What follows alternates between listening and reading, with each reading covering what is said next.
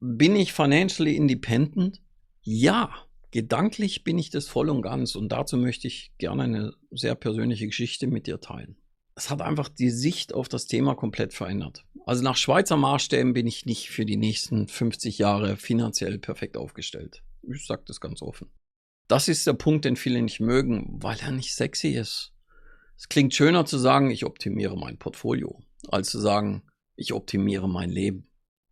Aber genau da beginnt die echte Freiheit. Ich habe keine schlaflosen Nächte mehr wegen Geld, keine Geldsorgen. Wie das? Als mir bewusst wurde, dass ich unser Haus verkaufen und mir meine Pensionskasse auszahlen lassen könnte, wenn ich das Land verlasse, dann hat sich dadurch alles für mich verschoben. FIRE ab 50. Ja, das kann funktionieren, aber sehr oft nicht so, wie die Leute es sich vorstellen. Die romantische Version ist noch ein paar Jahre sparen, clever investieren, raus aus dem Job und dann beginnt die Freiheit. Die ehrliche Version ist, mit 50 geht es meistens nicht mehr nur um Rendite. Es geht um Zeit, um Verpflichtung, um Lebensstandard und um die Frage, ob du wirklich aufhören willst oder einfach nur anders leben. So, was ist FIRE überhaupt? Kurz für alle, die den Begriff zum ersten Mal hören, FIRE steht für Financial Independence, Retire Early, also finanzielle Unabhängigkeit und früh aus dem Berufsleben raus. Die Idee dahinter ist einfach, du baust genug Vermögen auf, dass du von den Ertragen leben kannst, ohne arbeiten zu müssen, ohne von einem Arbeitgeber abhängig zu sein. Klingt verlockend, oder? Und der erste Teil, Financial Independence, ist aus meiner Sicht tatsächlich ein sehr erstrebenswertes Ziel. Der zweite Teil, Retire Early, ist schon komplizierter, besonders ab 50. Dazu kommen wir gleich. Schön, dass du da bist. Ich teile hier Gedanken, Entscheidungen und Lernkurven für mehr Freiheit mit Substanz. FIRE ist eines dieser Themen, über die sehr viel geredet wird. Oft von deutlich jüngeren Leuten oder von Menschen, die so tun, als wäre das Ganze nur eine Excel-Tabelle. Aber ab 50 sieht das Leben anders aus. Da hast du öfters Fixkosten, vielleicht ein Haus, vielleicht Kinder im Studium, vielleicht einen Lebensstil, an den du dich gewöhnt hast. Vielleicht Verantwortung für andere und oft auch weniger Lust, alles auf Null zu drehen. Also ist FIRE ab 50 realistisch? Ja, für manche. Aber meist nur dann, wenn man FIRE nicht als kompletten Ausstieg versteht, sondern als Übergang in ein freieres, bewusstes und kleineres Modell.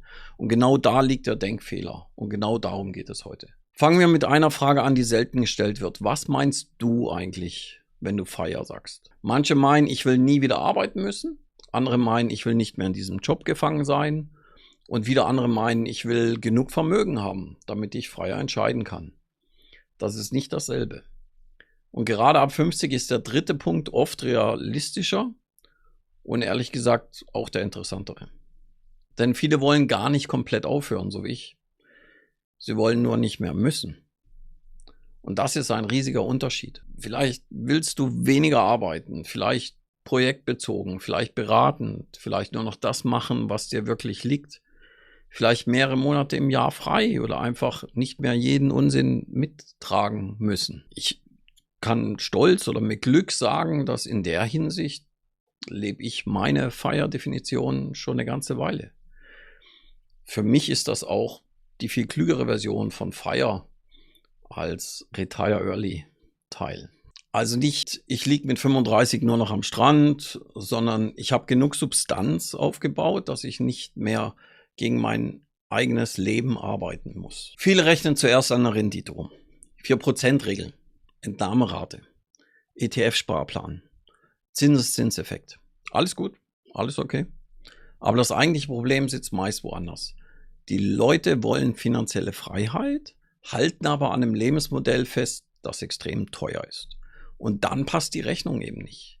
Nehmen wir ein konkretes Beispiel. Jemand lebt in Zürich oder einer anderen teuren Region, gutes Einkommen, schöne Wohnung, Auto vielleicht, Urlaube, Restaurants, Versicherung. Alles nicht verrückt, aber eben nicht klein. Dann bist du schnell bei 8.000 bis 10.000 Euro im Monat. Wenn du daraus ein FIRE-Modell machen willst, brauchst du plötzlich ein Vermögen. das viele massiv unterschätzen. Wer pro Jahr 100.000 braucht, der braucht grob 3 Millionen, 3,5 Millionen Euro investierbares Vermögen, konservativ gerechnet. Ohne große Puffer für schlechte Börsenjahre, Pflegekosten oder unvorhergesehene Themen oder Zwischenfälle. Da wird schnell klar, nicht FIRE ist unrealistisch, sondern das Paket aus hohem Lebensstandard, frühem Komplettausstieg und hohem Sicherheitsbedürfnis. Dieses Dreieck ist teuer, sehr teuer. Viele suchen die Lösung an der falschen Stelle. Sie fragen, welcher ETF, welche Dividendenstrategie, wie viel Prozent Rendite, welche Kryptobeimischung. Man übersieht oft den größten Hebel, der liegt nämlich ganz woanders. Der liegt nicht bei 1% mehr Rendite hier und da, sondern die Frage, wie willst du eigentlich leben? Wie groß muss deine Wohnung wirklich sein? Wie teuer ist dein Alltag geworden, ohne dass du es noch merkst? Willst du Status finanzieren oder Freiheit? Wer seine monatlichen Kosten von 9.000 auf 6.000 senkt, verändert sein Spiel dramatisch. Das nötige Vermögen sinkt, nicht nur ein bisschen, sondern massiv. Das ist der Punkt, den viele nicht mögen, weil er nicht sexy ist. Es klingt schöner zu sagen, ich optimiere mein Portfolio, als zu sagen, ich optimiere mein Leben. Aber genau da beginnt die echte Freiheit. Das haben wir schon im vorherigen Video, im dritten Video von mir besprochen. Aber hier passt nochmal, also wer seinen Wohnort verändert, verändert die gesamte Gleichung. Nicht als Flucht, sondern als bewusste Entscheidung. Ein Leben, für das man in Zürich 9.000 Euro braucht, kann in Lissabon oder Bangkok für die Hälfte bis ein Drittel zu einem sehr komfortablen Leben führen und sogar für ein Neuntel kann man in Thailand überleben. Mit 28 kannst du sagen, ich spare aggressiv, investiere 20 Jahre und dann schaue ich weiter. Mit über 50 klingt das anders. Da ist Zeit nicht mehr nur Mathematik, die Zeit ist plötzlich deutlich spürbar. Du merkst, ich habe nicht endlos viele 10-Jahres-Blöcke vor mir. Deshalb macht ab 50 ein anderer Ansatz oft mehr Sinn. Nicht wie maximiere ich mein Vermögen bis 67, sondern wie kaufe ich mir in den nächsten 3 bis 5 Jahren mehr Entscheidungsfreiheit. Das kann heißen, Schulden runter, Fixkosten runter, Liquidität hoch, Depot solide aufbauen. Ein Nebeneinkommen oder Beratungseinkommen halten und bewusst ein Modell schaffen, in dem Teilzeit oder Projektarbeit reicht. Das ist vielleicht nicht die Instagram-Version von FIRE, aber es ist die erwachsene Version.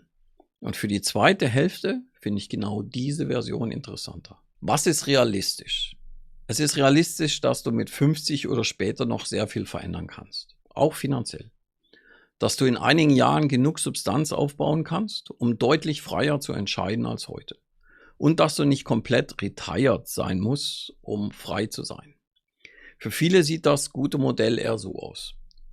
Keine Vollgaskarriere mehr, keine Abhängigkeit von einem Arbeitgeber, kleinere, bewusstere Kostenbasis, solides Kapitalpolster, Weiterarbeiten aus Wahl, nicht aus Zwang. Das ist absolut realistisch. Besonders für Menschen mit gutem Einkommen, bisher Erfahrung und dem Netzwerk und gesundem Selbstvertrauen. Erfahrung ab 50 ist nicht nur Ballast, sie kann Kapital sein. Also aus der Erfahrung kann man Kapital schöpfen. Du musst vielleicht nicht mehr 100% arbeiten, aber mit 30 oder 40% deiner bisherigen Energie kannst du oft immer noch sehr viele wertvolle Dinge tun. Was ist nicht so realistisch? Ich glaube, es ist nicht realistisch zu glauben, du könntest ein teures, statusbeladenes Leben weiterführen, gleichzeitig früh komplett aussteigen und dich dabei maximal sicher fühlen. Das wird dir für die meisten nicht aufgehen. Auch nicht realistisch, den Kapitalmarkt als Wunderwaffe zu sehen. Märkte helfen, natürlich, aber sie setzen keine Klarheit über das eigene Leben. Und noch was. Viele wollen in Wahrheit gar nicht raus aus dem Job. Ich nicht. Sie wollen raus aus dem Druck, aus Fremdsteuerung, aus einer Rolle, die längst nicht mehr passt. Das löst kein ETF allein. Persönlich habe ich das für mich erreicht. Ich wähle, wo ich in Verträgen gehe, wo ich als Interim-Manager unterwegs bin, wie viele Monate ich nicht arbeite. Oder auch in Festanstellungen, wenn es sehr spannend ist und ich meine Zukunft auch da sehen kann. Also ich bin da sehr flexibel geworden im Laufe der Zeit. Vor allen Dingen, wenn sich unheimlich viel in Unternehmen und an den Märkten verändert, ist das unheimlich spannend für mich. So, bin ich financially independent?